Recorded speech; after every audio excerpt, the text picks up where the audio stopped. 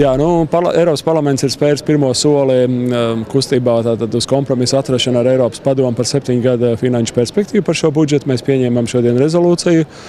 Un, protams, bija deputāti, kas uzskatīja, ka padomi ir izdarījis visu un parlamentā vienkārši ir jāpasaka jā.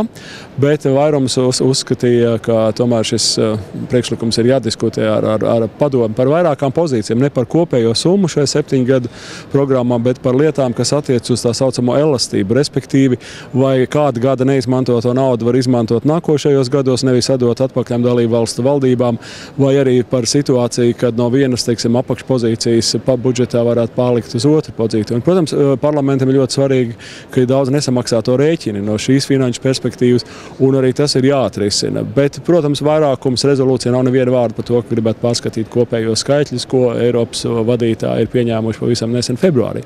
Un es tiešām esmu arī pats balsoju par šo rezolūciju, jo ir jāved sarunas ar padomi, bet tas nenozīmē, ka mēs neusticamies šim budžetam. Un visbeidzot, man ļoti iepriecināja šodien, ka neskatoties uz to, ka bija varbūt tās sociālisti un arī parlamenta prezidenta Šulca kunga vēlme varbūt balsot kopumā par budžetu vasarā slēgti. Šodien šajā rezolūcijā tika ierakstīts un gandrīz vienbalsīgi pieņemts, ka balsojums būs atklāts visiem Eiropas Savienības visu valstu pilsoņiem, redzams balsojums, kā viņu deputāti balsos par budžetu vasarā.